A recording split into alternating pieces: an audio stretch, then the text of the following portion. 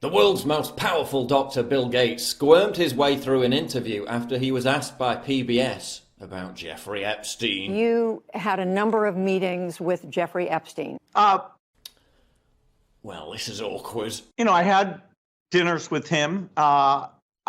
Dinners? You flew on the Lolita Express to Palm Beach 5 years after he was convicted for being a pedo. That's a bit more than dinners, Bill. They didn't ask him about that, though. He had relationships with people he said, you know, would give to global health. You know, not nearly enough philanthropy goes in that direction.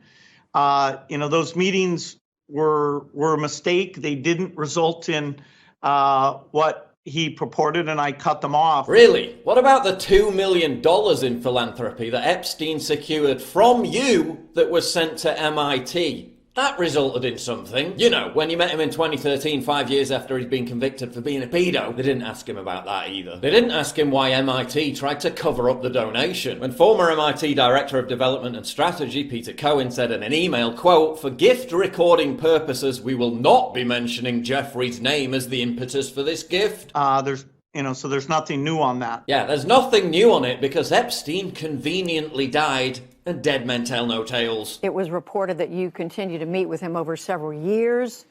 Why are you shaking your head? That's part of the record. And there's absolutely nothing new on that. There's nothing new on that. He's dead. He's dead. He's definitely dead, right?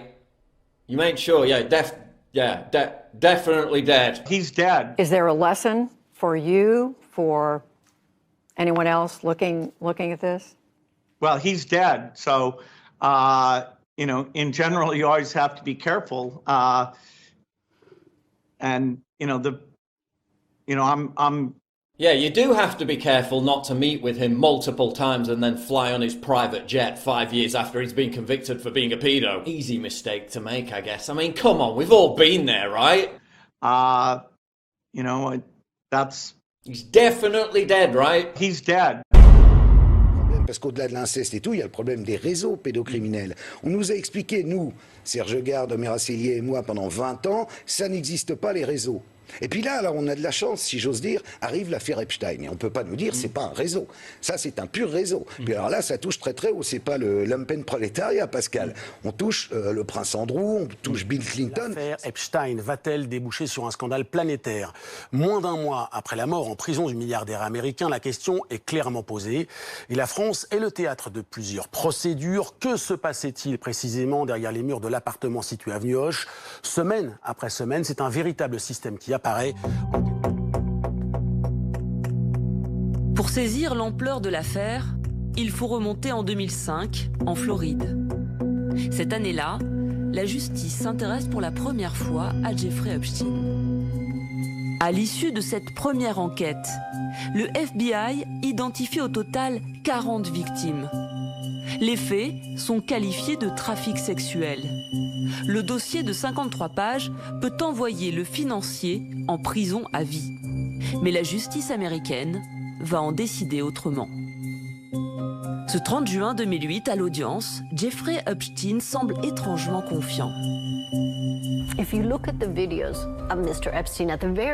Si vous regardez ces vidéos au tout début, quand il est arrêté pour la première fois en 2005, vous voyez son attitude devant les caméras, combien il est arrogant. Il se dit « j'ai de l'argent et le pouvoir de faire ce que je veux, et personne ne va me dire ce que je dois faire ». En 2008, Epstein n'est finalement pas condamné pour trafic sexuel. Les amitiés de Jeffrey Epstein sont-elles à l'origine de ce sentiment d'impunité, voire de ses passe-droits? Le 6 juillet 2019, l'homme est arrêté à la descente de son jet privé en provenance de Paris. Aujourd'hui, nous rendons publiques les accusations de trafic sexuel d'enfants contre Jeffrey Epstein. Il est conduit à la prison de New York. Une victoire pour Courtney Wild, l'une des anciennes victimes d'Epstein, qui appelle immédiatement d'autres femmes à témoigner. Mais rebondissement, le 10 août à 6h30 du matin, un gardien de prison découvre le corps de Jeffrey Epstein.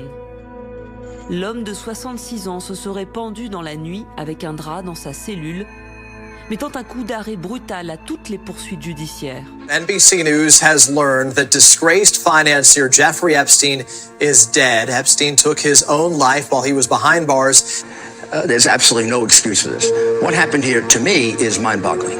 The guy was a high-risk prisoner, wasn't he? I mean, he's a guy that there are probably 50 very important people that have a motive to kill him. We don't even know who they are. It's true. But we know there are some people that are in a lot of trouble because of Epstein. They know who they are. De mes clients ont toujours peur, non plus de lui, mais de ses amis et des membres de sa famille. Epstein mort, les enquêteurs s'interrogent sur d'éventuelles complicités. Plusieurs noms ont été rendus publics et non des moindres. Lors des perquisitions, le FBI a saisi un carnet d'adresses avec plus de 100 noms.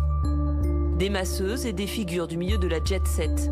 Des contacts répertoriés en fonction des lieux de résidence d'Epstein à travers le monde.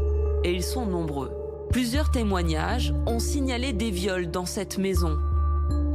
Certains l'auraient appelé de façon cynique l'île de l'orgie. Dans son jet, surnommé le Lolita Express, des personnalités de haut vol comme Bill Clinton l'accompagnaient parfois. J'ai identifié son nom sur les carnets de vol 26 fois. Cela signifie qu'il a voyagé 26 fois dans le jet privé d'Epstein. Étonnamment, Bill Clinton ne reconnaît que quelques voyages à titre professionnel. Aucune plainte n'a été déposée contre lui. Autre proche très en vue, le prince Andrew, fils de la reine Elisabeth II. Avec pédocriminalité également. Bien entendu. Qu'est-ce qu'ils faisaient dans l'île de l'amour là-bas? C'était ça. Ils emmenaient des gamines. Souvenez-vous que il a été démontré que le Français dans l'affaire Jean-Luc Brunel a envoyé en cadeau à Epstein pour son anniversaire 3 fillettes françaises de 12 ans. La procureure des îles Vierges, où est située l'île de Epstein, elle fait une enquête quand les Américains disaient bon, il est mort. Elle a fait une enquête, elle a retrouvé des filles qui ont essayé de s'enfuir à la nage. Vous imaginez un peu? Et on en parle. Le Jean-Luc Brunel en question, il a été entendu? Non. Il y a 12 victimes françaises, elles ont porté plainte, prescription. Trop longtemps, les victimes de viol pendant leur enfance ou leur adolescence ont été muselées. Muselées par leurs bourreaux qui les soumettaient au silence sous l'autorité ou la menace, par une famille parfois qui ne voulait pas voir, mais aussi par une société tout entière, condamnant les victimes à un très long et très douloureux chemin de solitude. Ne baissez pas les yeux devant cette réalité, même si ça vous brûle. En France, aujourd'hui, un enfant sur 5 est victime de violences sexuelles. 20% de nos gamins sont touchés. Alors que faire? Eh bien, regardez les choses bien en face d'abord, s'indigner tous ensemble et prévenir. Carl Zéro, bonjour. Bonjour Flavie. Je voudrais qu'on écoute, si tu le veux bien, un son. Oui. Un son qui date des années 70. C'est Claude François qui parle. Bien. Moi, je sais que je corresponds à une catégorie de filles d'un certain âge. Il se trouve que par bonheur, ça soit la même catégorie. Des filles hyper tendues, passionnées. Cette espèce de rêve que représente pour moi la fille, c'est-à-dire cette espèce de chose instinctive type. Pour moi, artiste, c'est exactement ça, comme ça que je le conçois. C'est ça, quand les filles piquent des crises, etc., je les trouve non civilisées, mais exactement comme je les aime, nature. Voilà. Ça en dit long sur cette société qui a abandonné les victimes, et des histoires comme ça, il y en a plein. On n'a pas voulu en parler et on les retrouve dans votre livre. Alors, Carl Zéro, ça fait du bien quand même de dire les choses. Ben, je crois qu'il est largement temps, Flavie. Je rebondis au passage sur Claude François. Je ne sais pas si tu le sais, mais il avait fondé un magazine érotique qui s'appelait Absolu. Il photographiait lui-même les jeunes filles, et ces jeunes filles lui étaient amenées par un monsieur qui s'appelle Jean-Luc Brunel, qui était le pourvoyeur, lui également, en France, de filles pour Epstein. Donc tu vois que le monde est petit, et que pédophile ou pédocriminel un jour, pédocriminel toujours. C'est incroyable quand tu y penses, ce raccourci.